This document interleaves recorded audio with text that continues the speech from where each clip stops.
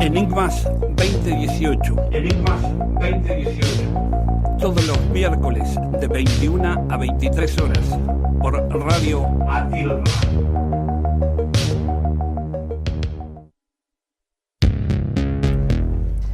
Buenas noches, estamos un miércoles más con Enigmas 2018. Ahora tenemos a Carlos a media máquina, está con algo que está de moda, que es gripe o algo por el estilo. Buenas noches. Ahí está, está vivo, Ando medio afónico, pero no importa, acá estamos. Así que vamos a tratar de... Acá estamos, vamos a dar el número de teléfono para que se comuniquen. Carlos quiere que se comunique la gente. Quiera comunicarse. Bueno, vamos con el 011-2879-0713, 011-2879-0713. Contamos con visita, Carlos. Primero fue uno, ahora somos dos de visita. Muy bien. O sea que estamos un total de 4 personas que ya la vamos a Es decir, que vamos teniendo público. Público en vivo. En vivo, muy bien. Así que hasta que siga viniendo gente, no hay problema, hay lugar. Está totalmente abierta la acepción de público. Y para si que quieren además decir algo, comentar algo, también bienvenido. Algún caso o algo que estemos hablando, que quieran dar algo que a ustedes les parezca. Están totalmente invitados a venir a hacer mate, como nuestro amigo Ricardo. Así que, y está Ricardo y Gerardo nos están visitando hoy. Dos nombres argentinos, porque estamos acostumbrados a escuchar a los chicos que se llaman Kevin, y vos decís, ¿y eso qué es? Brian. Entonces uno está medio deshabituado de esos nombres. Bueno, no entremos en ese tipo de discusión. ¿Qué vamos a tener, Carlos, hoy? Mira, hoy vamos a hablar con otro investigador del fenómeno OVNI. Sí, señor. Vamos a hablar. Yo le dije, ¿de qué querés hablar? Y me dijo, mirá, lo que vos quieras. Dice, podemos hablar desde Cristóbal Colón, del Triángulo de las Bermudas. Me gustó. Vamos con el triángulo. Universos paralelos, astroarqueología. Ahora, después de la primera pausa, lo llamamos, y que ya me dijo que lo llamemos, que es también un muchacho que hace años que investiga el tema.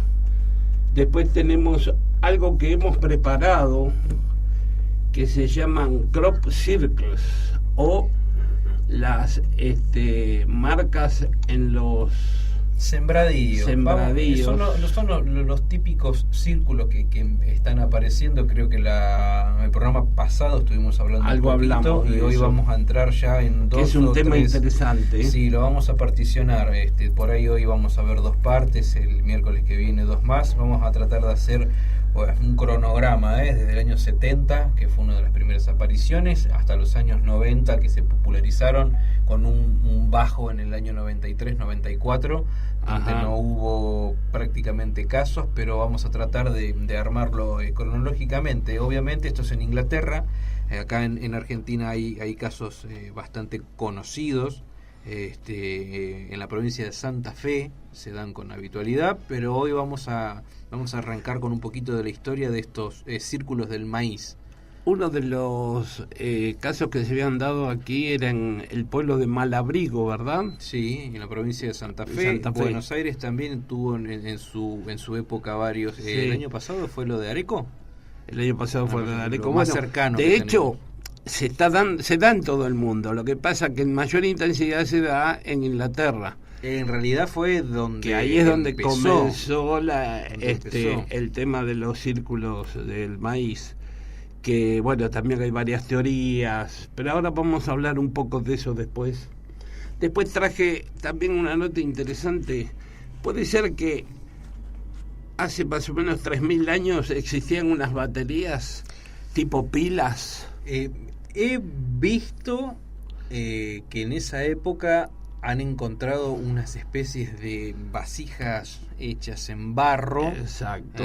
Donde había metales también adentro. Que tenían unos ánodos, y que se hizo una prueba, y también daba como que eso mantenía una especie de voltaje. Claro, bueno, ahora lo vamos a leer. Habrán visto también que hay experimentos, por ejemplo en YouTube, de energía, donde a un limón también le entierran unas placas de metales diferentes y generan energía no muy grande, pero para un reloj digital, por ejemplo, alcanza. Así que algo por ahí. Esta prueba que hicieron con estas famosas baterías de Bagdad, lo hicieron con ácido cítrico. Ácido cítrico. Que era lo que en aquel tiempo podían tener para poder activar este tipo de baterías. Lo que hoy pero se que dice que ya como tiene el una ácido. Tecnología sobre unas baterías. Sí, señor. 1000 años antes de Cristo. Después tenemos, casos de lo de siempre, ¿no? Policías que son perseguidos por luces. En Parera, ahí cerca de General Pico. ¿La Pampa? En La Pampa, tengo un caso. ¿Cuándo no? Un caso de La Pampa, ¿no? En La Pampa, otro caso en Dique Casa de Piedra, también otro policía que nos contó casos también que lo persiguió un ovni. Si quieren lo podemos escuchar después si tenemos tiempo. Otro caso en Coronel Dorrego también con policías. Un caso en Lobos similar al que vos habías contado, que te había pasado en Lobos, que habías visto una luz y que después se había bifurcado esa luz, se había vuelto en dos, después se había bajado, había hecho una especie de triángulo, después esa luz se apagaba y aparecía en otro lugar, tipo luces saltarinas, y estaba muy interesante. Bueno, ahora vamos a hablar de eso también. Y bueno, después tenemos otros casos para poder hablar hoy en estas 2 horas. No sé si vos tenés algo más, si tenés algo de astroarqueología. Bueno, astroarqueología podría ser esto de las baterías, por ejemplo, ¿no? Vamos armando, ¿no? Sí. ¿Qué más vamos a tomar? Bueno, tenemos después tengo unas luces saltarinas también. ¿Qué título? Luces saltarinas que aparecen en medio del campo también, con testigos que cuentan cómo ven esas luces extrañas. Bueno. Así que bueno. El llamadito. Y ahora vamos, después de la pausa ya hacemos el llamado. ¿Te parece? Sí, ya venimos con Antonio Barbusa. ¿Qué hacemos? ¿Vamos con una canción? Vamos con un tema. Y volvemos. Astroarqueología. ¿Existieron los antiguos? Hechos extraños. Espíritus, apariciones. Hablaremos de eso y mucho más.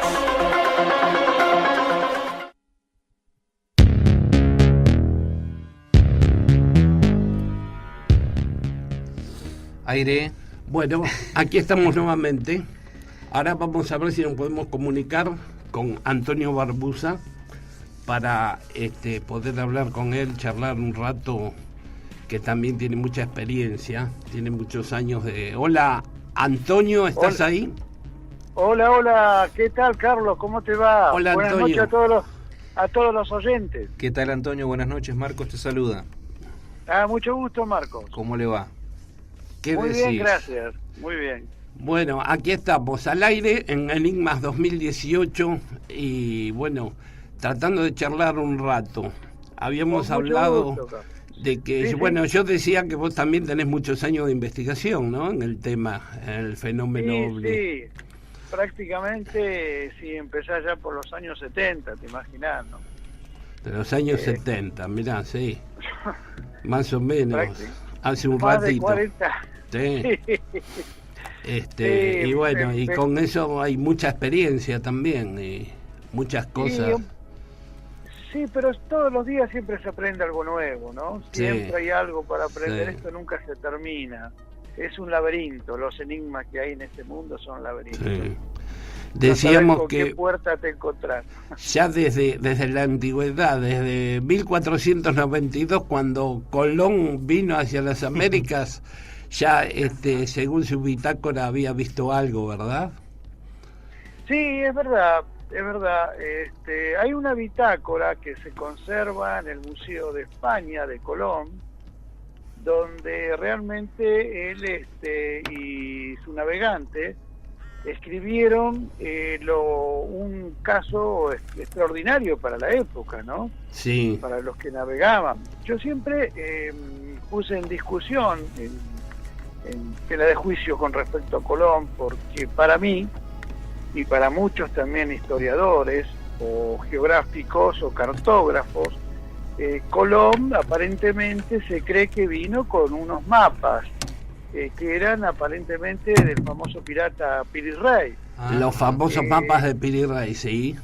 Claro, y se daba prácticamente en los mismos años, cuando Piri Rey había encontrado un mapa donde figuraba que era todo, figuraba América del Sur en sí, ¿no? Sí.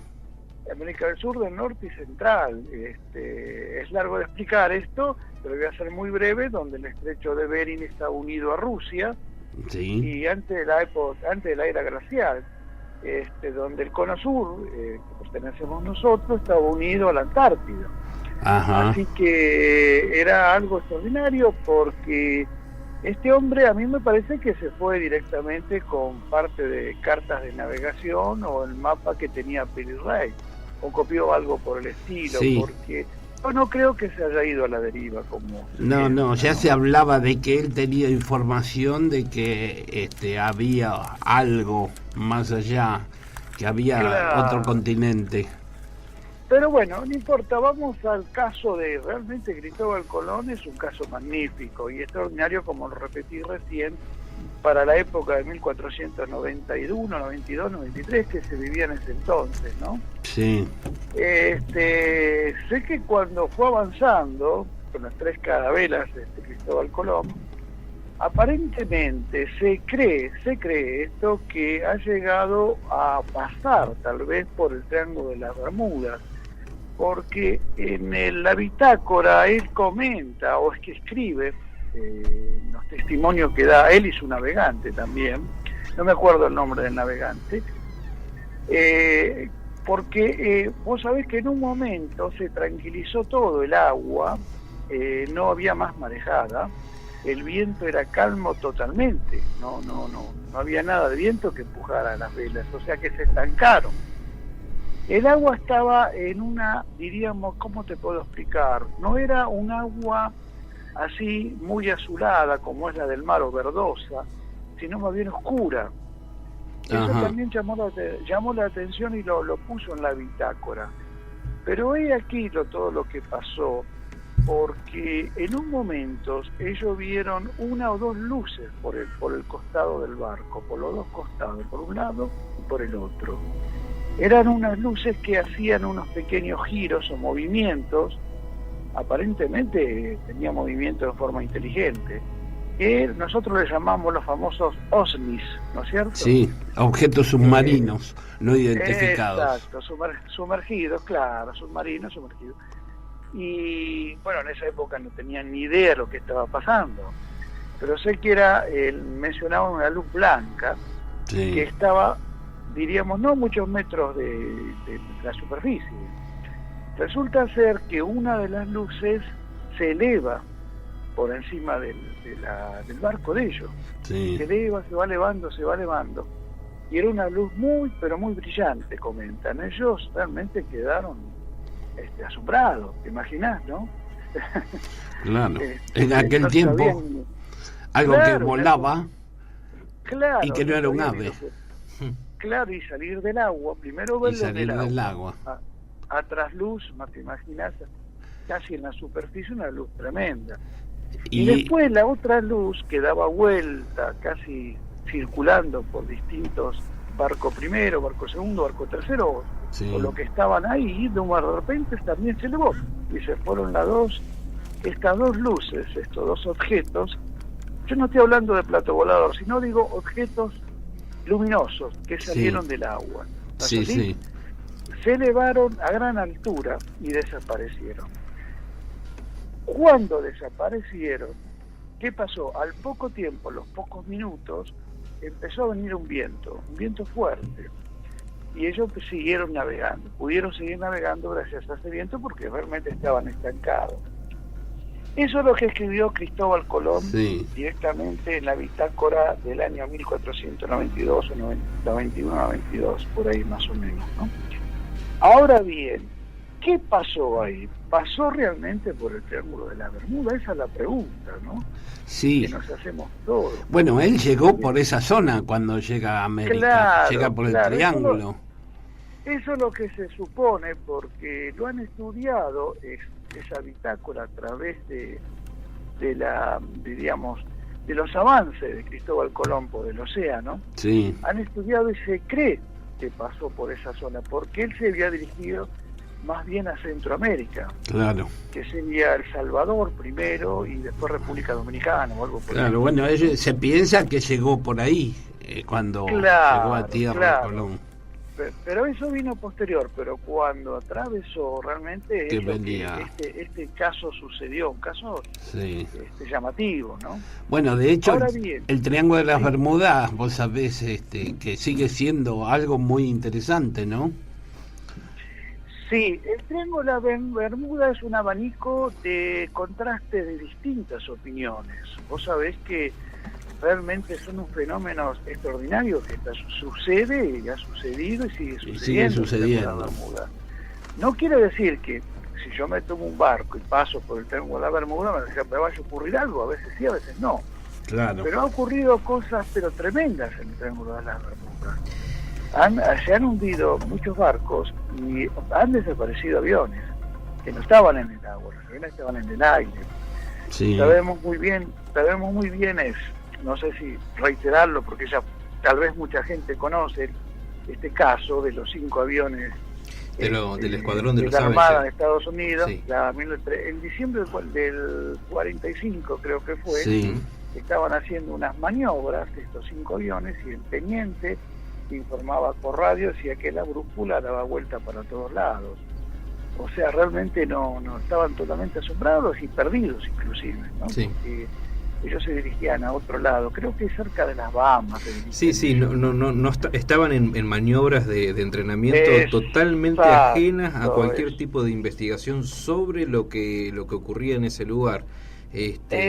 Recordemos que fueron 5 aviones que desaparecieron. 5 aviones. O sea, la tripulación completa. Lo interesante de esto es que mandan otro avión al rescate. Exacto. Y el otro avión al rescate también desaparece. Sí. O sea, los pilotos que iban, que era un avión tipo Catalina parecía, porque era un avión que podía aterrizar directamente en el agua con flotadores y demás, sí. ¿No? Pero han desaparecido completamente también. Con la nueva tecnología, a medida que pasaron los años, vos sabés que lo buscaron con esos mini robots de profundidades muy grandes, ¿no? Sí. Y no lo han podido, han visto sí aviones hundidos y realmente no aparecieron ninguno que señalaba con los códigos de las alas, viste, si vienen pintadas o marcadas, no el fuselaje, no era ninguno de los aviones que ellos mejor dicho habían desaparecido, nada que ver. Hay una anécdota no que cuentan de que en una de las embarcaciones que desaparecen recuperan el navío y el único tripulante vivo que estaba, en realidad no el único tripulante vivo, sino el único tripulante que había sobre el navío era un loro. Y por desgracia no era del clásico loro que repite, digamos, las conversaciones, así que lo único que pudieron capturar de esa embarcación como persona viva, en este caso era un loro que desafortunadamente no hablaba. Fíjate que lo tomamos en forma de chiste, pero eran 27 tripulantes, de los cuales solamente un loro quedó arriba del barco, o sea, da para todo lo que es el Triángulo de Bermuda, no solo para las apariciones forzosas, sino ese caso. Sí, creo que ese caso era el del Mar y Celeste, que incluso que estaba la comida servida en la mesa. Eso te iba a decir, inclusive había en los ceniceros las colillas de los cigarrillos, las colillas. Y todavía encendido. Quiere decir que hacía poco que... Instantáneo, sí. Claro, no hacía tanto que se habían, diríamos, vaporizado esta gente. Desaparecido.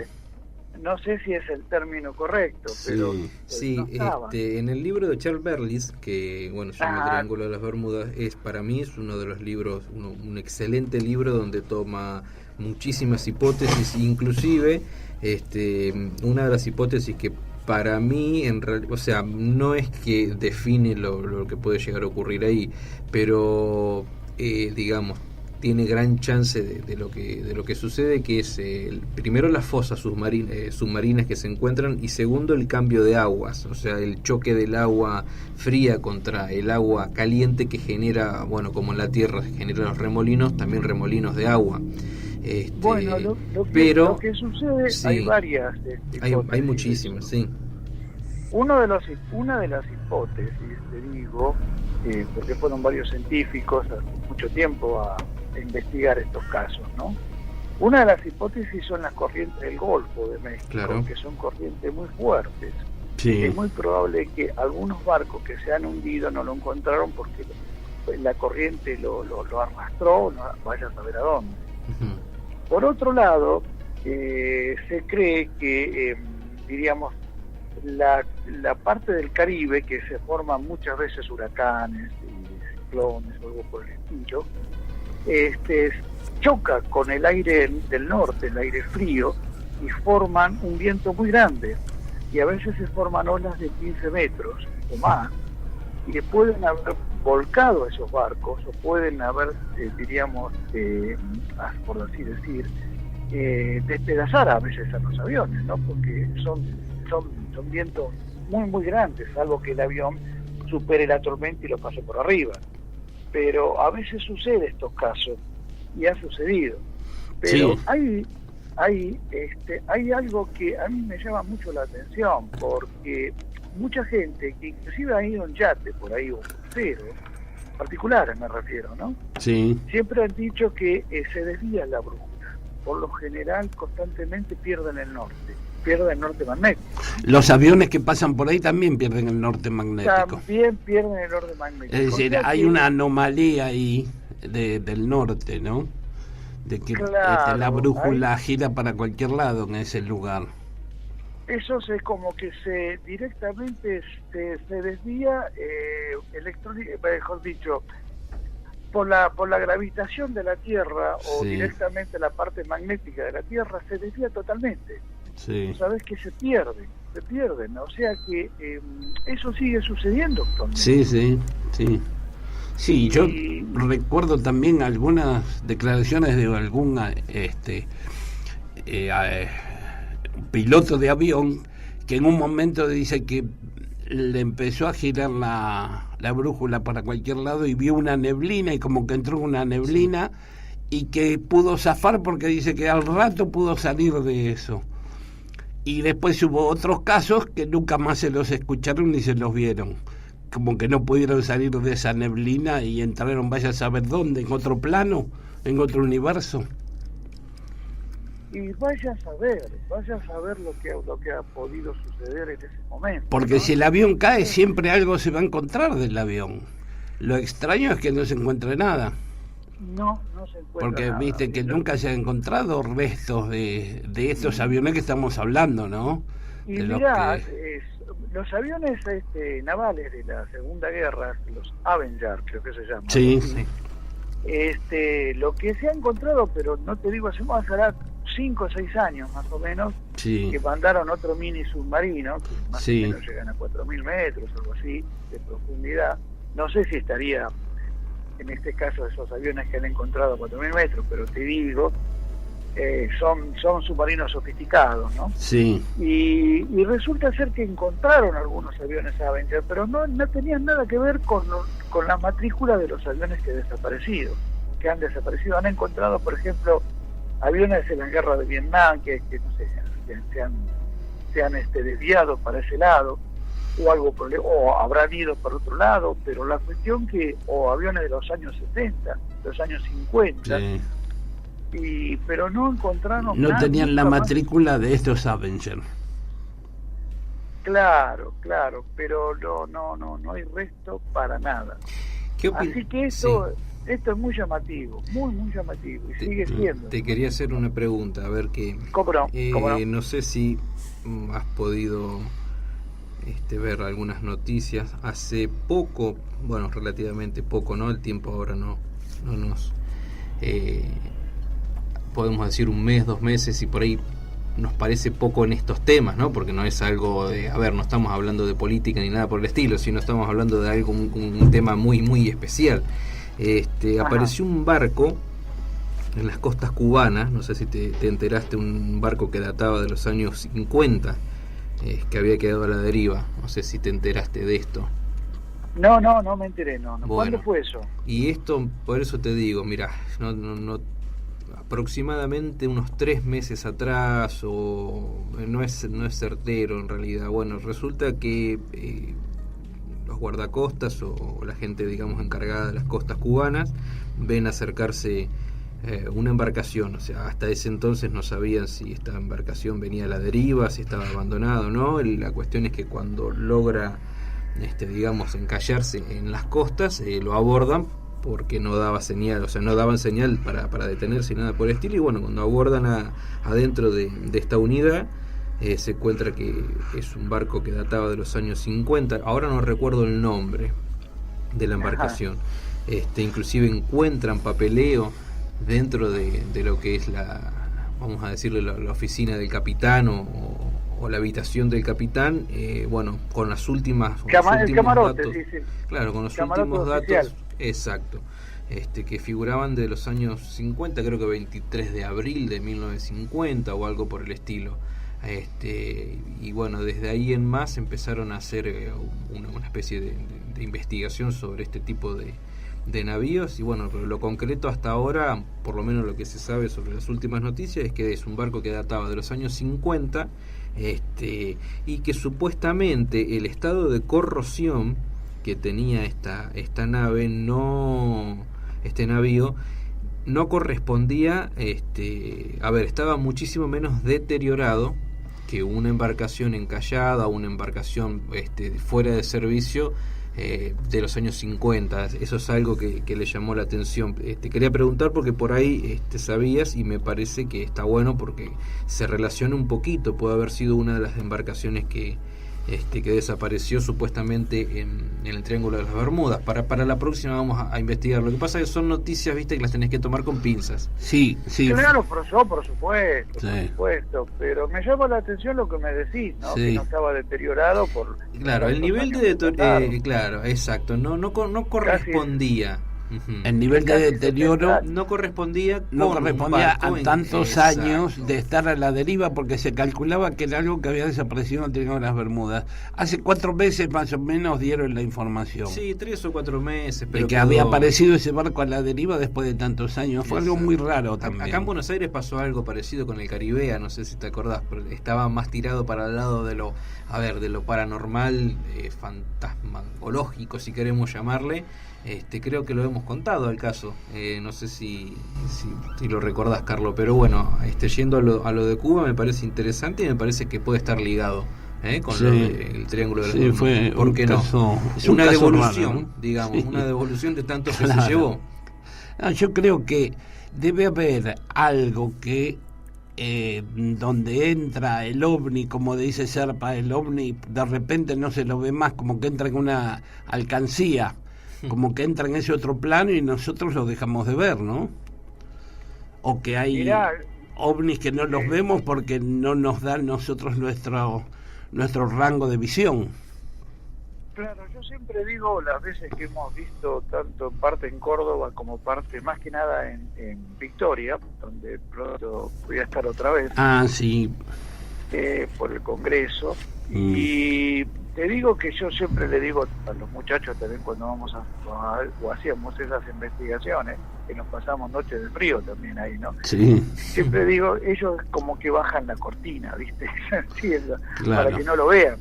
Claro. Pero lo que a mí me llamó la atención en Victoria es cómo se mete dentro de la tierra, como también se meten en las sierras o se meten en montañas. Yo una vez estuve en el sur, en Mendoza, y también fui a visitar unos parientes ahí, y me llevé cámaras, primero me fui solito, con el autito que tenía, ¿viste? Cerca de Potrerillo, por la zona de Potrerillo. Estaba Cristo Redentor más arriba, pero no quise llegar más arriba. Sí. Pero yo he visto a la noche y de día cómo se meten. Es impresionante.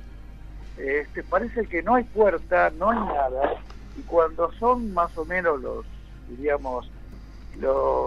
a ver, por así decir, 100 metros antes, 150 metros, desaparecen. Es como que se desmaterializan. Claro, por eso. Es algo extraño, como que entran en ese otro plano, ¿no?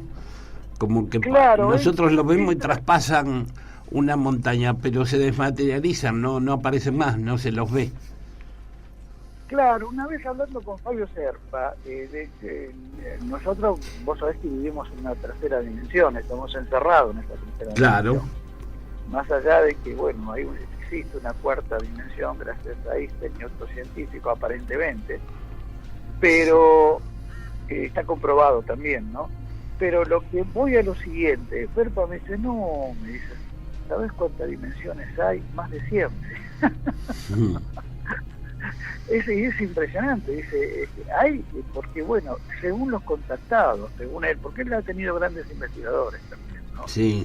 Y él me ha dicho, las personas que han tenido contacto con seres extraterrestres, no abducidos, sino contactados, siempre comentaban de que hay muchas dimensiones en este universo, realmente es tremendo. Y se cree que hay muchos más universos que este, no sé si más grande, más chico o parecido, pero existe más universos. Así que, qué sé yo.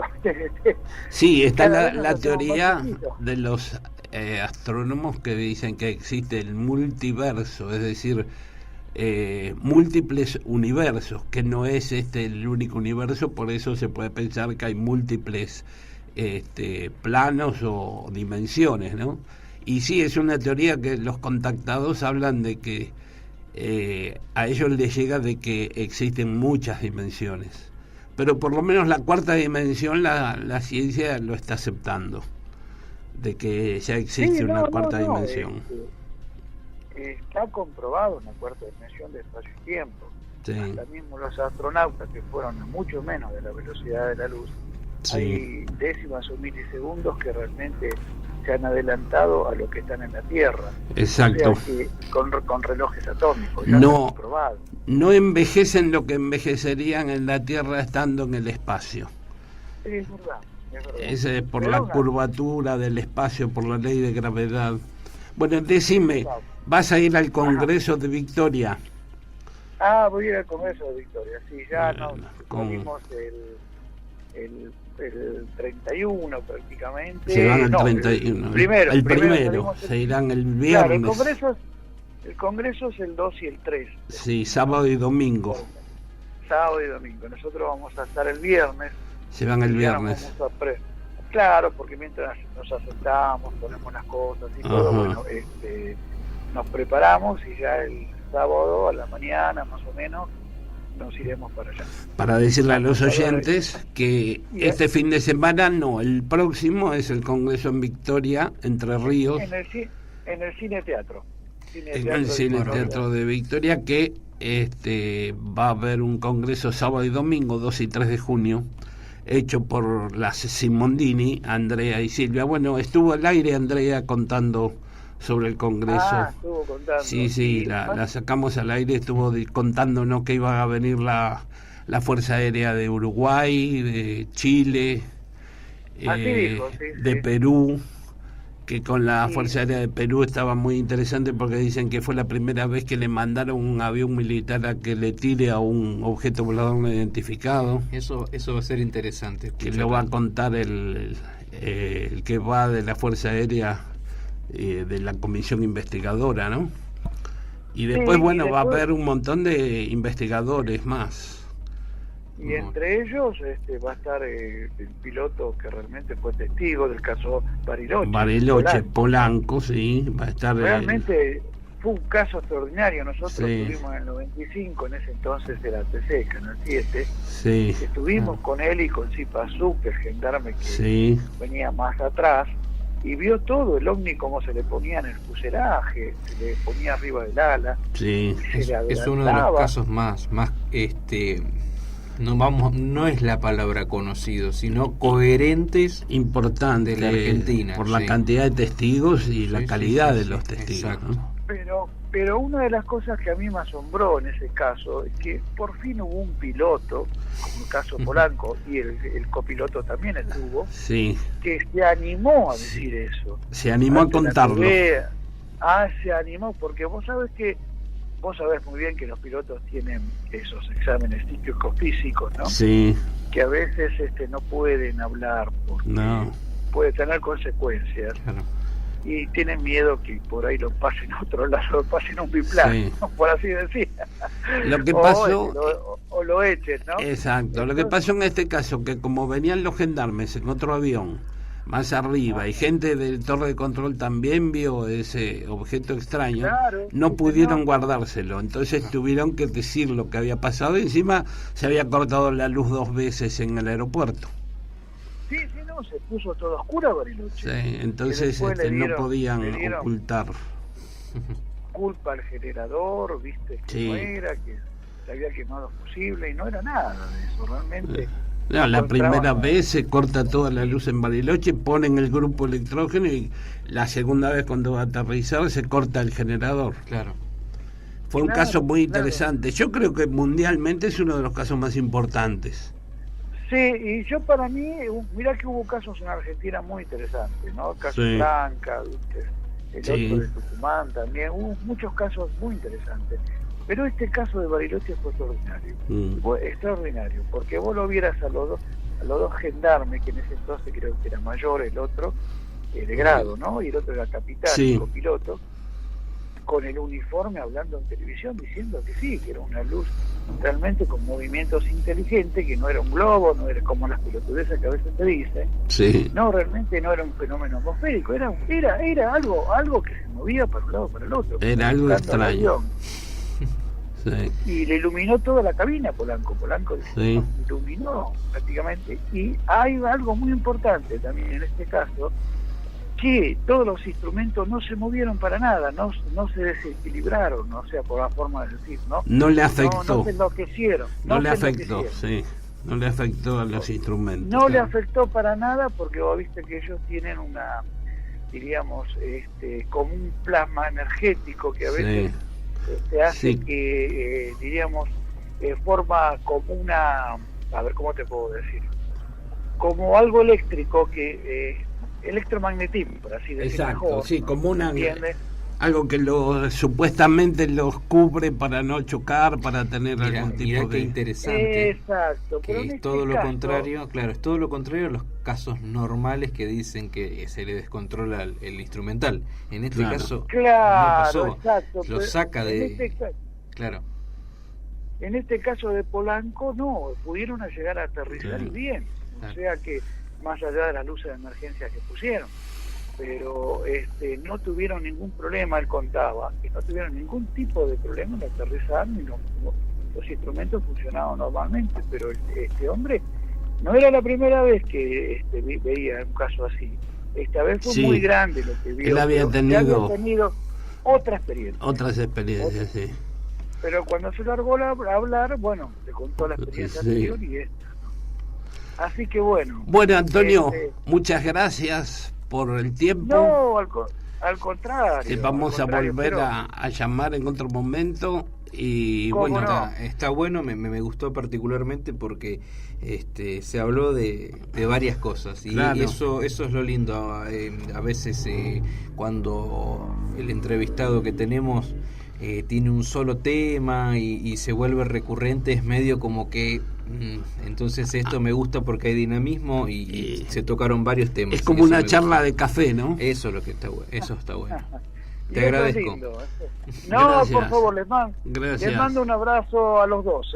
Bueno, y suerte, si no tenés problema, con la programación. Te volvemos a llamar en cualquier momento para que nos cuentes algún caso con en mucho específico. Gusto, con mucho gusto. Por ahí nos vemos en el Congreso, vamos a ver. Ojalá, venite que va a estar muy lindo. Gracias. Un abrazo Antonio. grande. Chau. Saludos a los oyentes. Gracias. Bueno, vamos a... Bueno, ¿te gustó? Sí, no vamos a ir nada a una canción. Nada. No vamos nada, porque siempre cortamos con el entrevistado. ¿Te gustó? Viste que es una persona también seria que ha investigado mucho tiempo. Vos sabés la clase de entrevistado que me gusta a mí, que es personas coherentes, con casos revisados, con además, historias concretas. A él le gusta mucho hablar sobre lo que los científicos han descubierto. Por ejemplo, él leyó mucho sobre la vida de Einstein, sobre todo lo que han descubierto, todo lo que se descubre, lo que descubren los astronautas, los astrónomos. Es un tipo le gusta leído. esa forma de investigación también. Bueno, él es electricista, entonces también habla mucho del tema del electromagnetismo y eso, así que es interesante. Me parece bueno. Es una persona interesante. Ahora sí, si querés, vamos a una canción. Vamos a una pausa y vemos con qué seguimos. Gracias. Hasta luego. Enseguida volvemos. Hechos extraños. Espíritus, apariciones, hablaremos de eso y mucho más.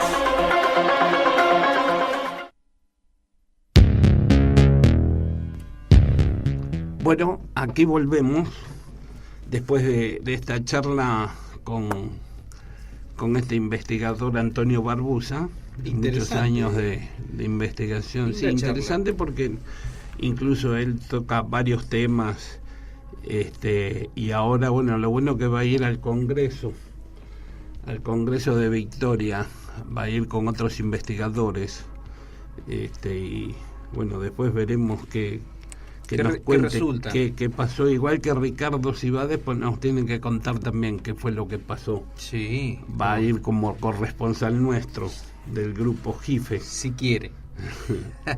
Carlos, el pasado programa habíamos empezado a charlar de estos círculos, ¿no?, que aparecen en el sembradío por lo general. Sí.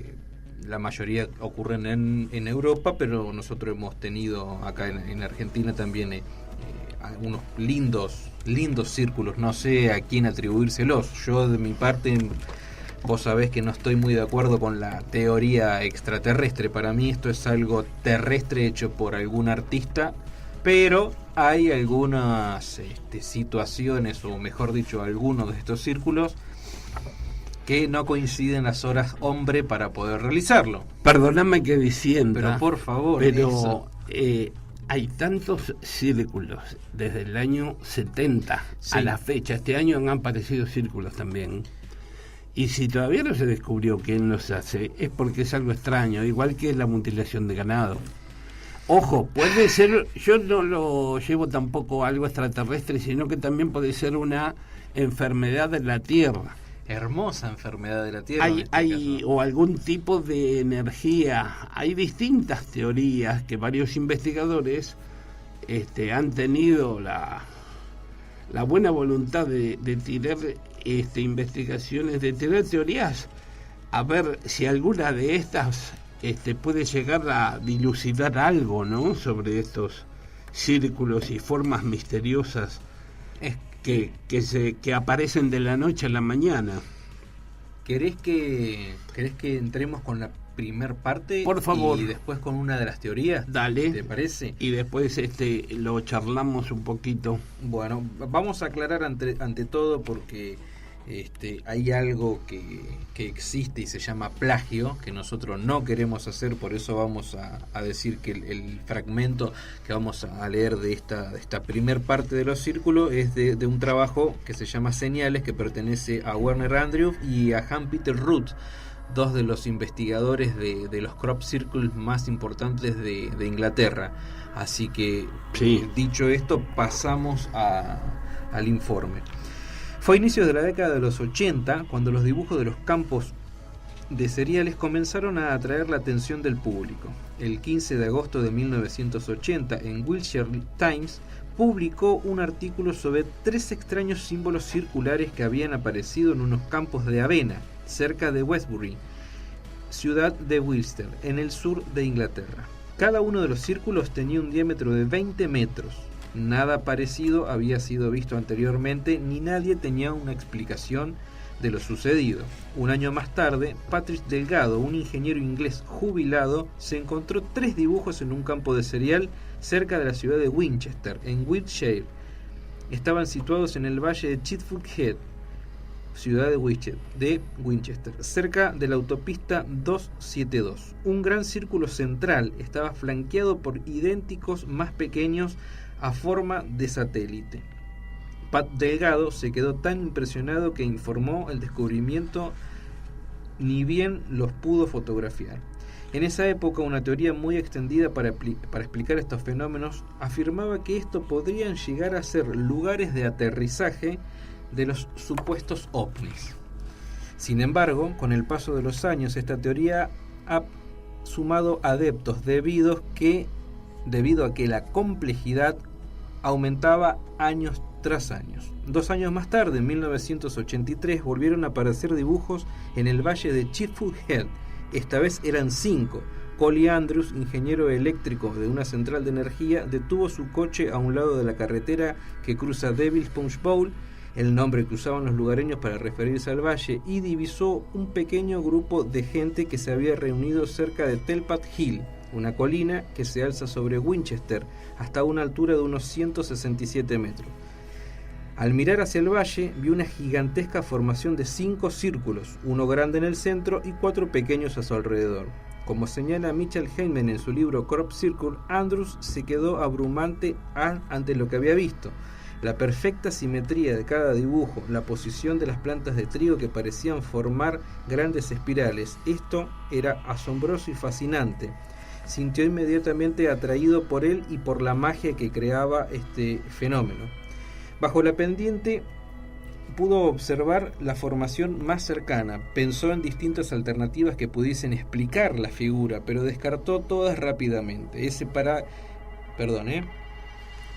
pragmático ingeniero que quería tener todo planeado se sintió ante una gran extrañeza por lo que había visto. Fue el primero a abrirse camino entre el trigo y meterse dentro del círculo. El círculo más grande tenía 16 metros de diámetro. El diámetro de los 4 círculos satelitares eran de 4 metros cada uno. Collie Andrews todavía no se había dado por vencido en su intento por resolver el enigma de los dibujos de los campos de cereales. En el mismo año, Andrews conoció a Pat Delgado. Juntos, los dos ingenieros quisieron documentar muchísimos más casos y reunieron material entre ambos. Consiguieron entonces y entrevistaron un informe de un único círculo descubierto en 1975 en un campo de trigo cerca de Winchester. Este es el primer caso, Carlos, que se tiene documentado en 1975. Sí. Un solo círculo sin complejidad. Sí. Así que muchos de los investigadores toman esta fecha, 1975 en adelante, con una depresión en el año 93. Después de esto hubo un segundo círculo el año siguiente. La complejidad iba aumentando. La primera formación consiste en 5 círculos. Apareció en 1978 a solo unos pocos kilómetros de Winchester, en el pueblo de Hitburn. En 1981 se encontraron 2 dibujos más en el sur de Inglaterra, en Devil's Punch Bowl, donde Pat Delgado había encontrado la figura de los primeros 3 círculos. En el año 1982 se descubrieron 4 dibujos individuales y en 1983 6 dibujos más. Además, el mismo año aparecieron 3 formaciones distintas de 5 círculos cada uno, al igual que en Winchester, la que había medido Collins anteriormente. Cada una tenía un gran círculo central y 4 adyacentes, o sea que siempre está esto de lo satelital, ¿no? Del central. Claro, sí, cada vez se fueron haciendo más complejos además. Exacto.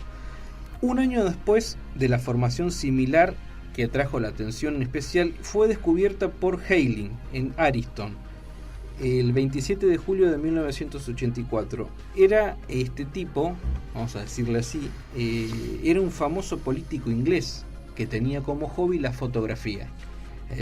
El 27 de julio, este famoso inglés aficionado había tomado varias fotografías de unas formaciones circulares que aparecieron en un campo cerca de su casa. cuando se supo que este importante personaje, hoy día Lord Hailey, había fotografiado algo insólito en las afueras de su casa. No pasó mucho tiempo antes de que esas fotos llegaran a manos de Rainbow Press. Escribe Andy Thomas en su libro Señales Vitales. Por primera vez el tema de los dibujos de los campos de cereales llegó al gran público y se convirtió en un tema de conversación favorito entre mucha gente. Comenzó a debatirse el origen de estas formaciones y los medios de comunicación se interesaron cada vez más en el tema. Gracias a las fotografías de Lord Hailey, los dibujos de los campos de cereales recibieron en Inglaterra una gran publicidad. Según Mitchell Heiseman, el primer caso documentado de Inglaterra se remonta al año 1972, del que estábamos hablando, Carlos. Sí. Los historiadores y los antropólogos creen incluso que el 15 de agosto de 1972 puede haber sido el día del nacimiento de este fenómeno, cuando fue observado por 2 testigos presenciales. El trigo comenzó a aplastarse y en menos de un minuto apareció un círculo perfecto, mientras se escuchaba un sonido muy agudo. Ahí está una de las primeras teorías que coincide con la teoría que apoyás, Carlos, de fenómenos. Jules Vendôme experimentó una forma de círculo en el campo de cereales de Star Hills, en las afueras de la ciudad natal. El compañero de Jules Vendôme, el periodista radiofónico estadounidense Bryce Bond, describe algo así lo sucedido. De repente escuché un sonido, era como si algo estuviese aplastando el trigo. O sea, sentía el ruido de las espigas que se iban aplastando. Que se aplastaban.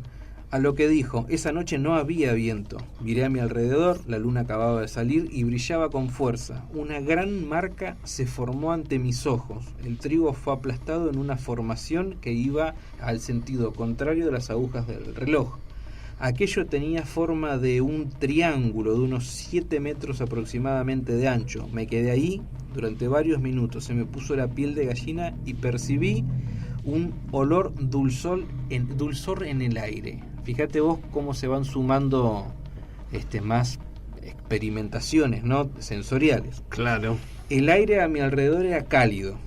Bryce Bond continúa: mientras conversábamos sobre lo ocurrido, descubrió más marcas, un círculo de 10 metros de diámetro y otra marca con forma de puro, de cigarro. El trigo tenía siempre una forma espiral y los tallos, según la dirección, siempre marcaban lo contrario de las agujas del reloj. O sea, en ninguno de los casos se encontró que este pasto, que este trigo esté girado a sentido horario. Eso es algo que llama la atención también, ahí como para anotar un puntito. Por otro lado, se suele dar por sentado que estos dibujos son un fenómeno reciente, afirma Lucy Prey, que ha fotografiado estas formaciones desde el aire y ha reunido testimonio de los testigos presenciales desde el año 1990. Lucy cita a un anciano habitante del sureño condado inglés de Sussex, que puede recordar con absoluta claridad haber jugado en ese tipo de círculos cuando era niño. Había 2 determinados campos en los cuales los círculos aparecían regularmente en un periodo de 3 a 4 años. Vos fíjate que lo tomó con naturalidad esta persona, porque él dice haber jugado de chico dentro de esos círculos. O sea, se crió ahí. Se crió viendo. Ya, era chico y ya los círculos estaban. Claro. Dice, a veces aparecían 2, a veces aparecían 3 círculos, todos aplanados con límites claramente definidos, y un estrecho sendero los conectaba.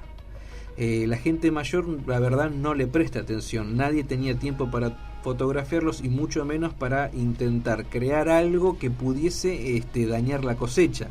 El pan era escaso durante la guerra, así que vos fíjate que era algo, no iban a ponerse a estropear material. Lo dañaban. Exacto. Por esta razón, un anciano de 84 años, nacido en Percy, se preguntaba a qué se debía tanto interés por esos círculos. Claro, si él había convivido de niño con estos círculos. Algunos investigadores ven en esto algo que se llama el diablo sesgador. Es una antigua prueba del fenómeno de que los dibujos en los campos de cereales, este dibujo, que data de 1678, muestra al diablo en un círculo oval cortando trigo con su guadaña. No se ha podido determinar el lugar de origen del dibujo y la fecha exacta del acontecimiento. Esto ilustra la leyenda de que un granjero se negó a pagar la cantidad exigida por un trabajo de campo. Entonces dijo que lo ciegue el diablo. De ahí viene esta teoría, que son dibujos muy viejos. Si los buscan por internet lo van a encontrar. No, los dibujos cada vez son más complicados, se hacen más con muchas más figuras. Exacto. El libro de Terry Wilson, El secreto detrás de la historia de los círculos en el maíz, publicado en 1980, hay casi 300 descripciones de los dibujos y un total de 25 formaciones distintas, y las combinaciones todas fechadas y con los lugares exactos donde ocurrió. Es una recopilación de más de 300 casos. Hay más, hay cientos de estos círculos y no se sabe todavía qué lo produce. No, el trabajo fue realizado desde el año 43 en adelante. La Fuerza Aérea Británica efectuó muchos vuelos sobre el sur de Inglaterra durante este tiempo, pero no hay fotos, no hay fotos aéreas, esto es todo terrestre. Inglaterra tiene la particularidad de subir y bajar, entonces hay gente que denuncia en un sentido, ¿no? Una aparición por el hecho de que subió a trabajar en esa colina, como le llaman ellos, y los vio, pero bueno, estamos hablando de los años 43. Ahora con un dron, se puede cualquiera ver perfectamente. puede tener acceso. Mitchell Heisenman menciona la existencia de rumores sobre 2 círculos detectados en 1946 en Pepperbox Hill, cerca de Salisbury. En 1955, ya estamos mucho más atrás, apareció supuestamente uno en el condado de Surrey, entre Epsom y Mickenham. El círculo había sido inspeccionado por 3 personas que declararon haber visto una luz con los colores del arco iris que flotaba a algunos metros encima del campo. O sea, no declara haber visto un arco iris, declara haber visto luces de colores de arco iris. Bueno, eso se ha visto luego también. Hay testigos que dicen que haber visto algún tipo de luces cuando se producían este tipo de círculos, ¿no? Así es. Así que, bueno, como dice acá Ruth, con el paso del tiempo, no solo aumentó el número, sino la complejidad de las tramas. La complejidad de la trama, sí. Exacto. Bueno, hasta este año yo he visto que han aparecido nuevos círculos en los campos de trigo. Digamos que no dañan al trigo, sino que es como que algo que se apoya y dobla el tallo digamos sobre, no como si a la derecha, sino a la izquierda, en contra de las manecillas del reloj. Y no aparece, es como decís vos, según los investigadores, no aparecen dañados. No aparecen cortados, no.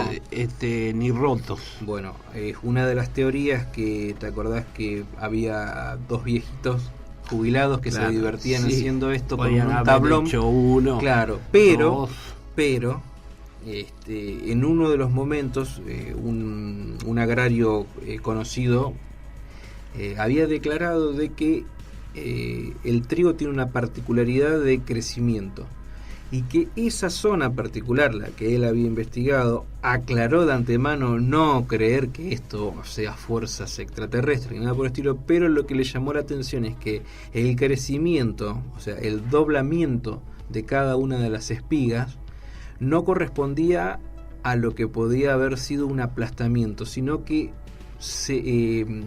buscaban un patrón, así como las plantas buscan el sol. Te habrás acordado alguna vez, nos hicieron hacer el experimento de poner una planta en una caja con un corte y la planta busca. Bueno, eso es lo que le llamó la atención, que el trigo era como que ya tenía implementado el doblez, sino que no estaba quebrado ni aplastado, sino que estaba con una curva de crecimiento, y eso le aumenta un poquito más de... Me hace acordar un caso que investigamos en Roque Pérez. En Roque Pérez. Que hubo en un campo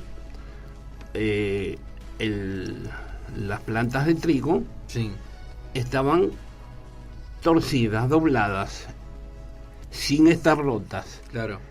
No estaban forzadas. Digamos, tenían una curva de 90 grados, pero después tenían otra curva hacia arriba de 90 grados, sin esta ruta. Es decir, que fue como algo que las torció y después la planta siguió creciendo hacia arriba, en forma vertical. Es decir, ese campo estaba así y era de un ingeniero agrónomo que estuvimos hablando con él. Y él dice, esto es algo muy extraño, dice, algo se posó y las dobló y la planta no se rompió y siguió creciendo. Mira. Incluso nos habían filmado del canal Infinito en ese momento y lo habían pasado por televisión esa investigación que hicimos en Roque Pérez. Estamos hablando del año 90, debe ser 92. Ahora ¿qué? Las hipótesis, a ver. Después de estudiar estos fenómenos durante los primeros años, 2 teorías o explicaciones destacaron sobre varias posibles. Digamos, las teorías que puedan tener, que sean más serias, ¿no? No con los 2 viejitos que estaban con la madera aplastándolo, porque hay cientos de esas marcas. ¿Cómo vas a tirar esa teoría abajo? La primera fue la de un origen meteorológico. Sí. Resultado producido por el giro de vientos circulares. En esta misma línea, Terence Maiden llegó a afirmar que la causa de 2 círculos podría ser un vórtex de plasma. Sí. Desconocido entonces por la ciencia, es decir, como una fuerza plasmática, un vórtice de plasma, que puede que produzca esto con un giro de viento circular. Pero, ¿cómo produce semejantes figuras y tan complejas? Eso es lo que llama la atención, porque no todos son círculos. Cada vez que pasa el tiempo, estas marcas, por ejemplo, había una cruz. Una de ellas es la cruz ansada, la cruz egipcia. Sí.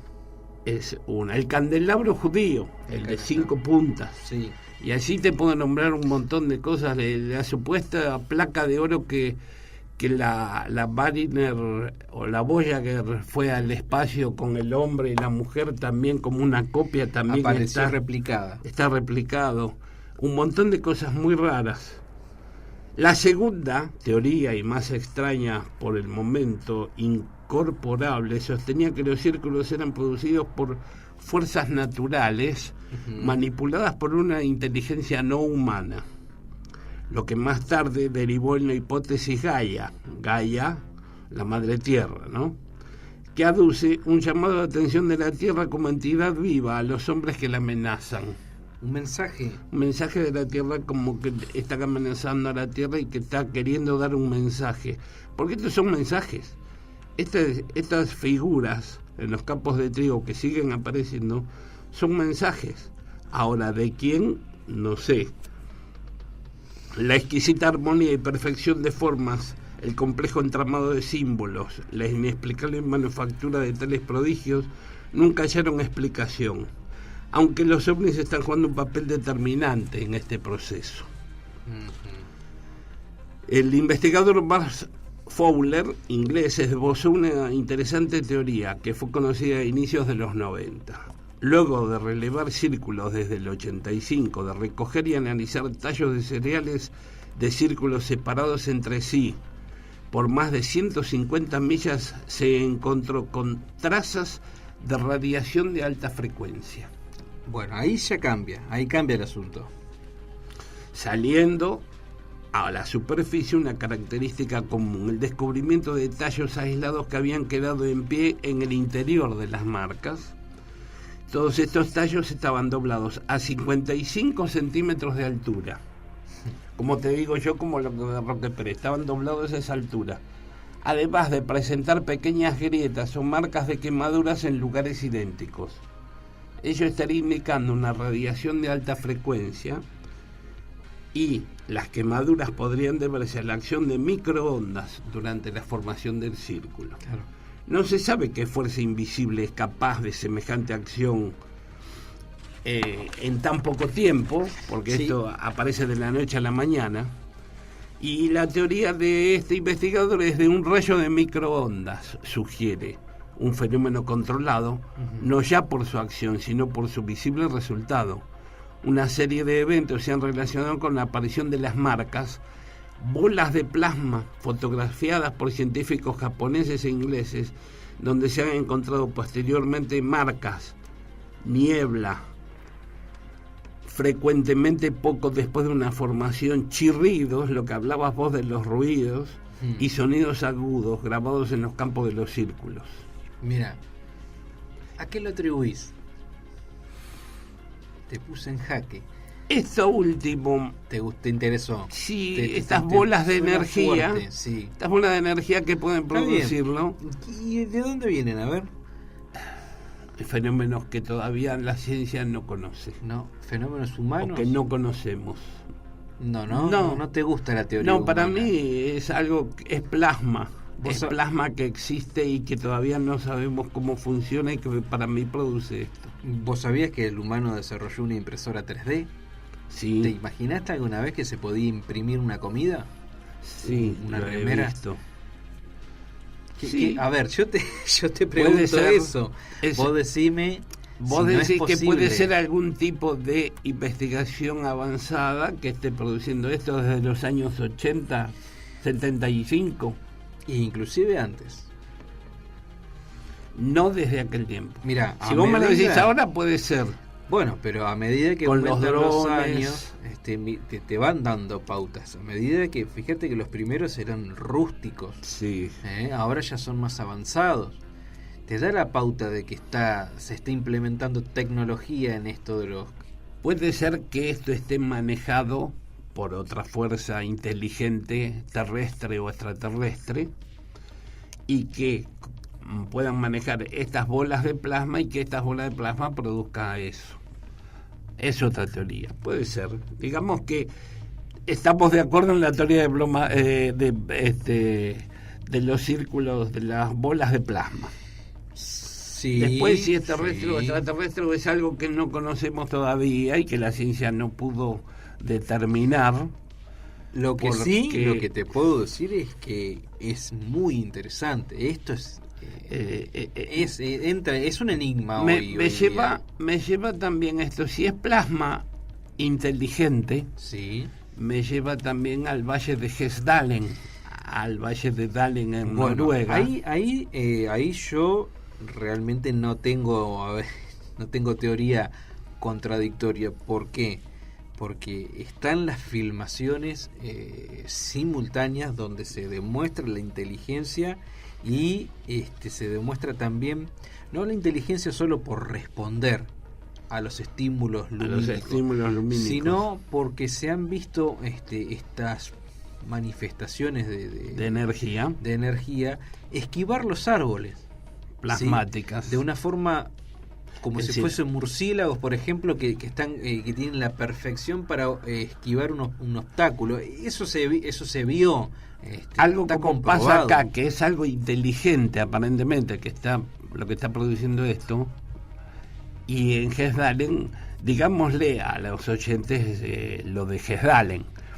Es el valle de Hes, en Noruega. Esto es en Noruega. Noruega lo llaman Hesdalen. Una comisión de investigadores bancados por la Universidad de Bolonia de Italia han llevado aparatos a ese lugar porque se ven luces extrañas. Esas luces que parecían platos voladores, pero dejaban un trazo en el cielo. Y investigaron años y años, determinaron que era plasma que existe en el universo, pero ahí está lo interesante. Le mandaban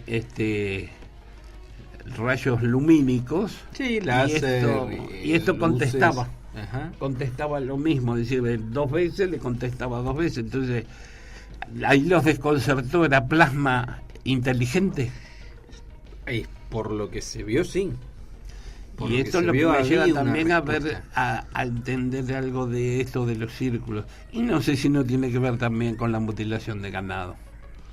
Mirá qué lindo combo que te armaste, Porque también, si vos decís, bueno, hay algo que es energía y que no sabemos todavía qué es, y que esa energía está produciendo algo y es inteligente, Bueno, yo tengo una teoría y vos la... A ver. No la traje hoy, creo que no traje. ¿Pero te acordás, me imagino? Sí. Hay unos animales plasmáticos en el universo. Animales plasmáticos. Lo llaman animales plasmáticos. En el universo. Sí. Que hay testigos que dicen haber visto, que dicen que es como una bola de gelatina, como un agua viva pero más grande, que respira. Como pegajoso de los cazafantasmas, una cosa que así. Respira y como que o como que late. Hay varios testigos que han visto eso y que vuelan. Y que son animales plasmáticos que la ciencia a lo mejor todavía no los pudo determinar. Mira. Quizás todo esto está relacionado porque estamos hablando de inteligencia, son diferentes, de plasma. Son diferentes acepciones de vida extraterrestre o quizás intraterrestre. Es otra acepción del fenómeno ovni, porque es objeto volador no identificado. Y dale con el ovni. Pero es la acepción está bien, es un objeto volador o un animal volador o lo que sea no identificado. Bárbaro. Igual que estas bolas de plasma. Las bolas de plasma se han filmado. Hay filmaciones que se las ve recorrer ciudades en México y que estas bolas de plasma viajan por el espacio. México y Rusia son... Rusia, estoy hablando también, bueno, Ucrania en su momento, son no sé qué, pero ocurre y hay miles de filmaciones de estos entes plasmáticos cruzando ciudades enteras y mutando en el lugar. No sé qué, pero esos lugares, tanto Rusia como México, están cargados de ese tipo de manifestaciones. Y hubiese que investigar un poquito. Tendrá que ver, no sé, su posicionamiento, algún tipo de posicionamiento, clima, lugar en la Tierra, a veces saber. Y terminamos con esto. Cualquiera fuera el causal.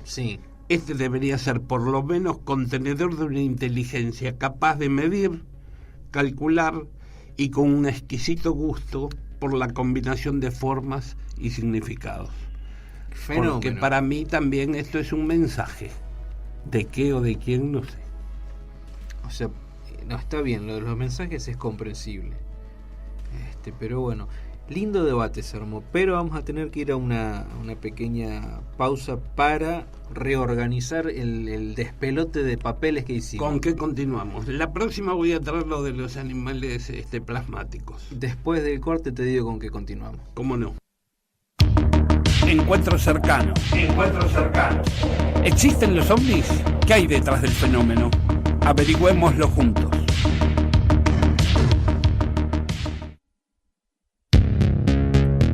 Bueno, aquí estamos nuevamente. ¿Ya nos organizamos algo? Más o menos.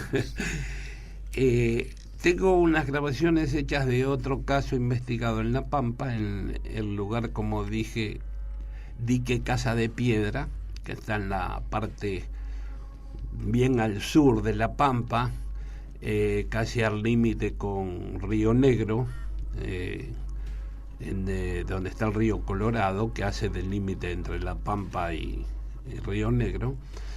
Y había ahí, en ese pueblito, Dique Casa de Piedra, un puesto policial, que había un policía que vivía con su familia en ese lugar, que era un lugar muy deshabitado, ¿no? Habría 20 casas. Y paramos ahí, preguntamos si él había tenido algún tipo de experiencias con luces extrañas o algo. Y bueno, y más o menos nos dijo, vengan, pasen que les cuento, y nos tuvo como una hora contándonos casos. Ahora vamos a escuchar parte de lo que nos contó, que lo transcribimos, y es muy interesante, siempre hablando de policías y ovnis. Vamos a la primer parte. Vamos a relatar otro caso investigado por el grupo Hemisferios y CEFU, también ocurrido en la provincia de La Pampa, y tiene involucrado a un policía. Nuevamente, policías y ovnis. El caso se llama Caso Dique Casa de Piedra porque ocurre en la localidad Casa de Piedra de la provincia de La Pampa. Dicha localidad se encuentra al sudoeste de la provincia de La Pampa, sobre el río Colorado, límite natural entre las provincias de La Pampa y Río Negro, a una distancia de 374 kilómetros de Santa Rosa. El destacamento policial de Dique Casa de Piedra estaba a cargo del oficial Julio Orozco desde hacía 18 meses, quien vivía en el destacamento junto con su familia, su esposa y sus 4 hijos. Todos ellos fueron testigos en su automóvil de un seguimiento de un aparato no identificado. Ese hecho ocurrió los primeros días del mes de junio del año 1998. El oficial Julio Orozco, para poder cobrar su sueldo, tenía que ir todos los meses a Colonia 25 de Mayo, que es una localidad que se encuentra en el extremo sudoeste de la provincia de La Pampa, ubicada sobre el río Colorado, a 100 kilómetros de Dique Casa de Piedra. Todo comenzó volviendo de Colonia 25 de Mayo por la ruta 23 a unos 10 kilómetros del empalme con la ruta 28. Era una noche oscura, sin luna. En ese momento, cuenta mi señora Janet Baeza, ve una luz de frente. Era una luz muy blanca, muy fuerte, que iluminaba todo el terreno. Pensé que podía ser un automóvil. De repente desapareció. Al faltar unos 3 o 4 kilómetros para el cruce con la ruta 28, comenzamos a ver nuevamente la luz que nos seguía por medio del campo y que iluminaba muy fuerte todo. Poco antes del cruce desapareció nuevamente. Cuando llegamos al cruce con la ruta 28, donde hay unos tanques de gas, vemos sobre una loma aparecer nuevamente la luz. En ese momento paré el auto, un Ford Escort, y nos bajamos con mi señora a ver qué era eso. Los niños quedaron en el auto bastante asustados. Mi señora me dijo: mirá, se nos viene encima. Y vi que se venía hacia nosotros. Era una cosa grande y muy luminosa. Era algo muy extraño. Nos metimos nuevamente en el auto y nos dirigimos rápidamente hacia la casa. En ningún momento escuchamos ruido alguno. Eso no era un avión, no era un helicóptero, ni una avioneta, no era nada conocido.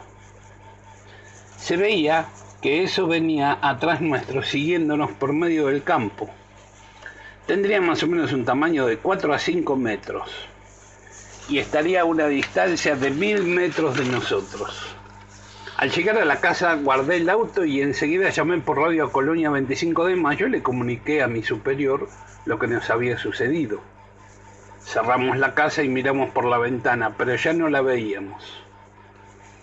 Al rato mi hijo mayor de 11 años me dijo: papá, le voy a dar de comer al perro porque esa luz ya no está. A los pocos minutos entró a la casa muy asustado diciéndome que apareció de nuevo la luz y fue como si hubiese explotado en el aire. Salimos afuera con mi señora, pero no vimos nada ni escuchamos ningún ruido. A los pocos días me encuentro con compañeros policías de la patrulla rural, enterados de lo que nos había pasado a mí y a mi familia. Me comentan que ellos andaban ese día por la zona de Puelches, localidad ubicada a 117 kilómetros de Dique Casa de Piedra, y vieron algo como que explotó en el aire en dirección a Dique Casa de Piedra, aproximadamente a las 23:30 horas de ese mismo día. Coincidía con lo que vio mi hijo y también coincidía el horario. Con respecto a la luz, era grande, con una luz muy potente que no nos permitía ver el contorno del objeto. Era todo luz y avanzaba muy despacio. Iluminaba todo el campo como si fuera de día. Cuando llamé a mi jefe por radio para avisarle de lo ocurrido, le dije que para mí eso era un platillo volador. Todo esto habrá durado aproximadamente de unos 30 a 40 minutos. Al otro día, mi hijo mayor cayó enfermo durante 3 días con fiebre. En el cuaderno de novedades del destacamento hice referencia al incidente. Aquí tenemos en este caso varias pautas de comportamiento del fenómeno ovni: seguimiento del automóvil, iluminación de la zona como si fuera de día, desplazamiento durante varios kilómetros, ausencia de ruido o zumbido, una luz muy potente que no deja ver la silueta del aparato. El hecho produjo temor en los testigos y hasta un cuadro febril en uno de los niños. ¿Qué fue lo que siguió a esta familia y luego estalló en el aire? Quizás algún día sabremos con certeza qué hay detrás de estos extraños fenómenos. Hasta aquí el caso Dique Casa de Piedra. Otro caso relatado en Dique Casa de Piedra por el policía Julio Orozco y su esposa, nos han referenciado que esto ocurrió en el mes de diciembre en el año 1998. Aquí, en Dique Casa de Piedra, varios empleados de Vialidad Nacional estaban pavimentando la ruta 28. Uno de ellos, el chofer del camión, un hombre de unos 50 años, llamado Jorge Suárez, se dirigió a Puelches a arreglar una cubierta del camión. Salió a eso de las 16:30 horas para volver a tiempo porque a la noche todos íbamos a comer un asado. A las 20 horas comenzamos a prender el fuego para el asado y Jorge Suárez que no volvía. A eso de la medianoche, sus compañeros de Vialidad Nacional, después de comer el asado, no lo esperaron más y se fueron a dormir. Como a la hora llega el camión y el chofer estaba alterado y me comentó, me tuvieron a mal traer. Me siguió una luz alrededor de 40 kilómetros y no se me despegaba. Al volver de Puelches a Casa de Piedra, cerca del cruce de la ruta 152 con la ruta 28, alcanza a ver una luz en medio del campo, que lo comienza a seguir y se le pone del lado derecho del camión. Iba a la par del camión, del otro lado del alambrado, a la misma velocidad que el camión y a la misma altura del alambrado. En un momento dado, esta luz se le pone detrás del camión. Luego se pone nuevamente a su derecha. Después se colocó delante del camión y empezó a cruzarse de izquierda a derecha y de derecha a izquierda, delante del camión, siempre a la misma velocidad a la que iba el camión. Antes de llegar a destino, es decir, a Dique Casa de Piedra, se le colocó a la izquierda y se alejó por medio del campo. Este es otro hecho de alta extrañeza ocurrido por esos meses y en la misma zona de la provincia de La Pampa. Hasta aquí el caso de las luces saltarinas. Otro caso que nos referencia Julio Orozco, ocurrido en el mes de septiembre del año 95, dice que tenían que ir de recorrida con un compañero a las 2 de la mañana a patrullar la zona. A eso de las 12 de la noche, mi compañero se presenta en mi casa y me dice, Julio, mira ya, se prendió fuego una chacra. Y efectivamente se veía a lo lejos un gran resplandor, como si algo grande se estuviera prendiendo fuego, parecía que ardía todo. Le dije que cargara las palas en la camioneta y mientras llamé a los bomberos de 25 de mayo, que quedaron en mandar el camión, me cambié de ropas para ir a apagar el fuego. Y en eso mi compañero me dice, se apagó, ya no se ve nada. De igual forma salimos a recorrer la zona en dirección a Colonia Chica. Al llegar a la petroquímica donde acumulan gas, pensando que se podía haber prendido fuego algún mechero de los pozos que ventean gas, pero estos estaban todos apagados.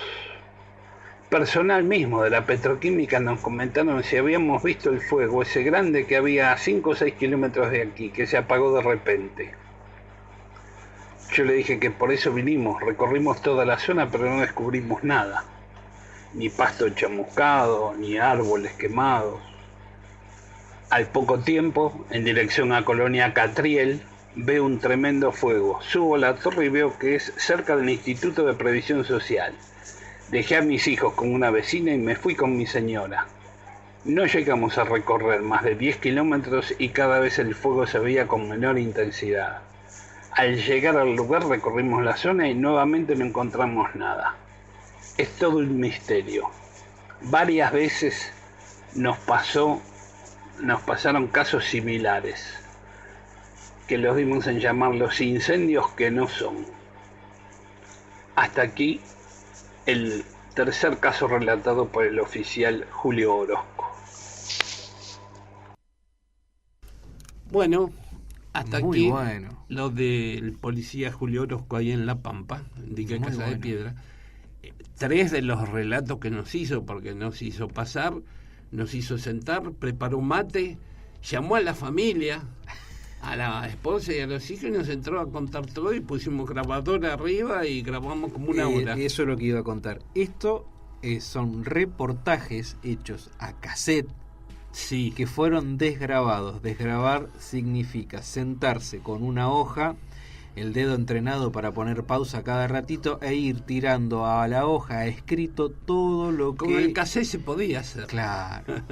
Bueno, hoy, Carlos, hay muchísima más tecnología para hacerlo, pero esto está sacado de un cassette. Claro, porque después teníamos la página de internet que era Caseta OVNI, y bueno, de ahí le volví a grabar para poder explicar más o menos qué era lo que nos quería contar este policía. Interesante lo de Jorge Suárez también. Lo de Jorge Suárez, que era el camionero que estaban asfaltando un lugar ahí, trabajando los de vialidad. Sí.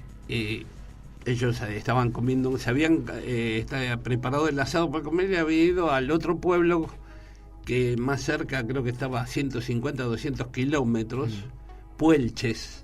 También un pueblito de unas 20 manzanas. No más.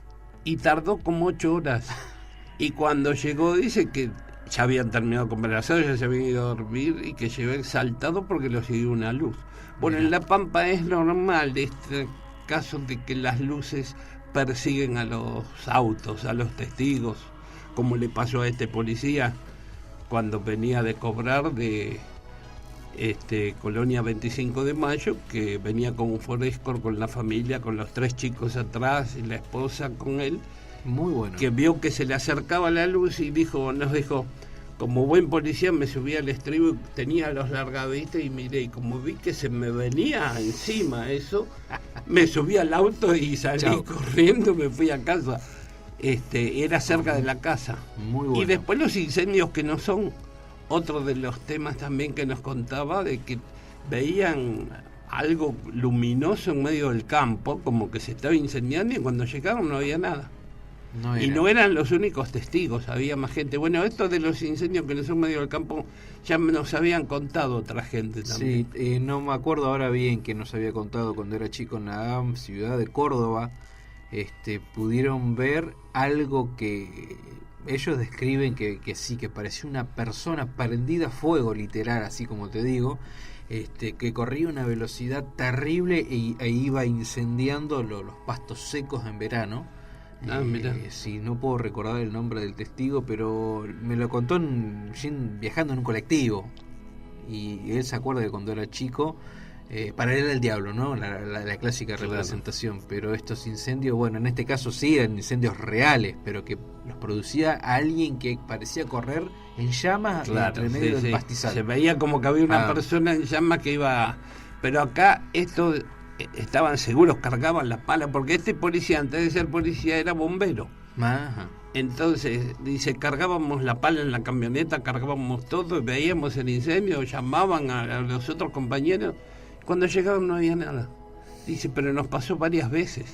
Mira, qué interesante. Ahí en La Pampa, bueno, ya lo dijimos, es una provincia donde hay muchas apariciones extrañas, muchas luces. Ya lo contó Daniel López la semana pasada, lo que es la provincia de La Pampa, todos los casos que hay sobre luces. La gente ya está acostumbrada a ser acompañada por estas luces. Mirá vos. Bueno, ese era un caso interesante que tenía también con policías. Me gustó tu tu grabación de investigador, con el ventilador arriba. Se escuchaba. Pero perfecto, le di un ambiente de. Yo cerraba los ojos y veía al investigador en la oficina con las carpetas y el ventilador. Y el ventilador te daba la pauta te hacías la película con el ruido del ventilador. Si no lo patentás, ya te lo robo. Consigo un ventilador, ¿qué temperatura estará haciendo? No importa, consigo un ventilador y lo pongo.